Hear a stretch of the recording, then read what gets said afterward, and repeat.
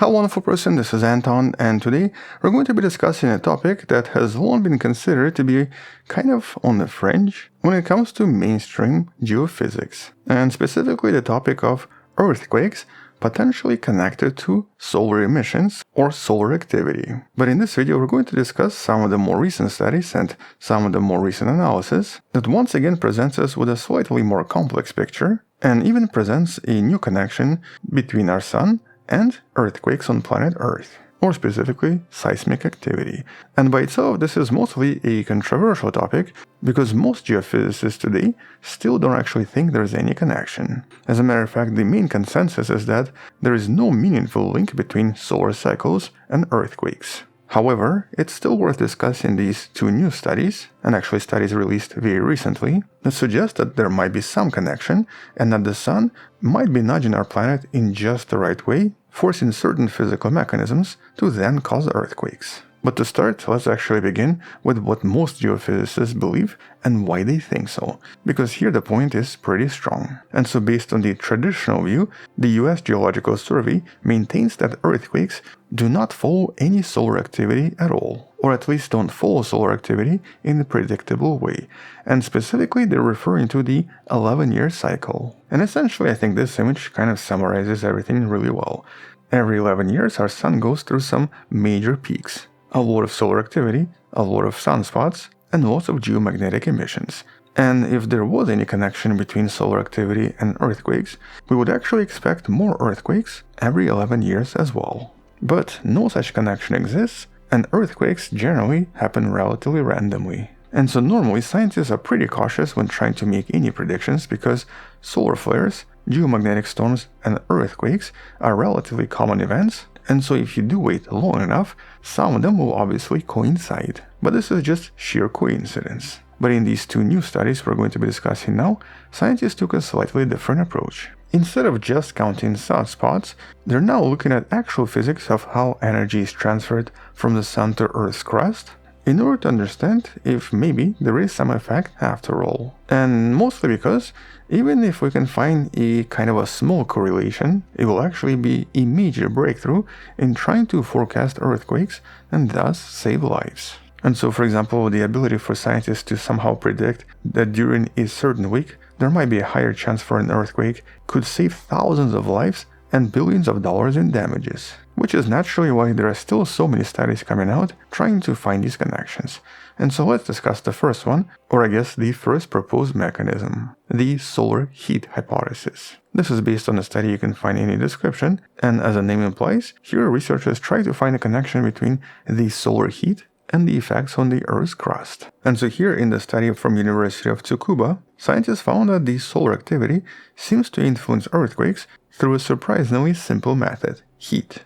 And well, here's how this would work. Normally, solar activity drives a lot of changes in the Earth's atmosphere, and specifically the surface atmospheric temperature. And though the temperature change is not enough to influence the crust, it is enough to affect the hydrological cycle. And so when the atmospheric temperature shifts, it also changes how water evaporates, and obviously how snow melts, and how groundwater moves inside. With all of this then affecting the water seeping into faults and actually changing the overall pore pressure, or basically the lubrication, between various tectonic plates. With the scientists discovering that if you actually include the surface temperature as a variable, the ability to predict the maximum magnitude of earthquakes in the coming days seems to improve quite dramatically, and especially for some of the more shallow earthquakes less than 30 kilometers in depth.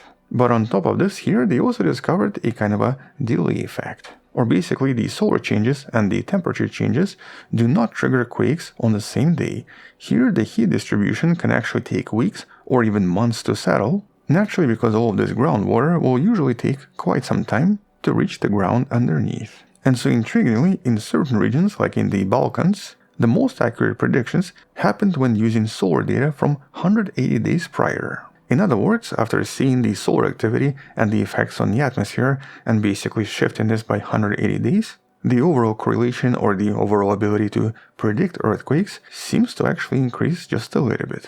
This was then assessed in a lot of other regions, and here there seems to be at least some correlation and at least some delay. Now, because this is the first such study, we don't really know much else, but by itself this is already pretty intriguing.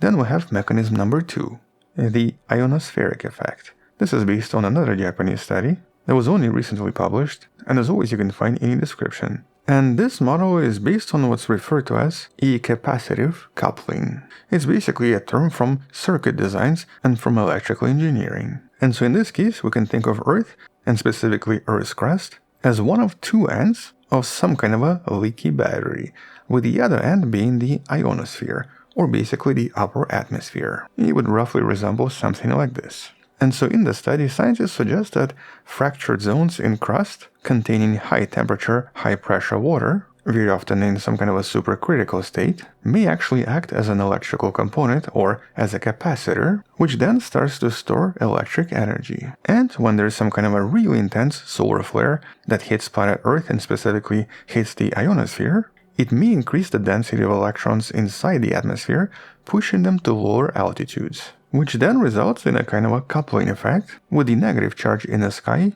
inducing a strong electric field inside the crust below it, which then creates electrostatic pressure and, according to their calculation, results in pressure that can reach several megapascals. This is actually comparable to the stress caused by various tides and the effects from the moon. And this extra push might be just enough to cause already stressed fault to suddenly collapse, or basically to trigger a massive earthquake.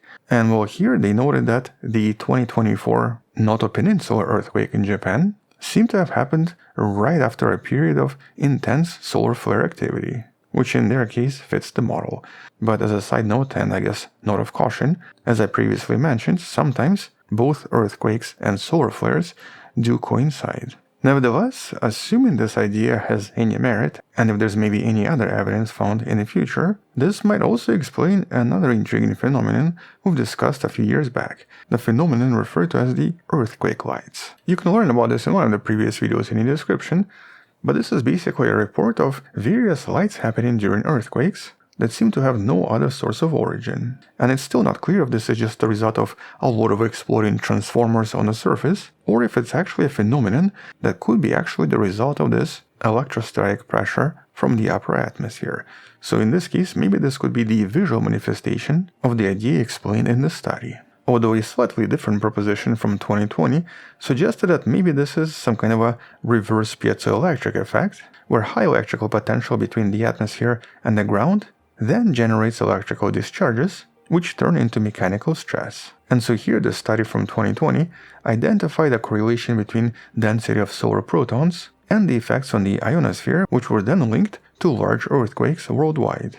And specifically, once again, this involved a bit of a delay. Here the peak seemed to happen approximately 1 day after the protons reached the atmosphere. And so, in other words, some of the studies suggest that there might be some kind of an electrical effect that causes so much pressure on the surface that it then results in some kind of a seismic activity. But at this point, all of this is still mostly hypothetical, and we're unfortunately not anywhere close to being able to predict any of this. And so we're not at the point where we can have some kind of an earthquake weather app that would allow us to predict where earthquakes might happen. But intriguingly, in one of the recent studies, researchers from UT Austin were able to leverage machine learning algorithms and to basically come up with the first version of an algorithm that successfully predicted 70% of earthquakes a week before they happened. Here this was based on 5 years of seismic records. And so here, by using data from China, the algorithm was able to predict 14 earthquakes within approximately 200 miles of their actual location,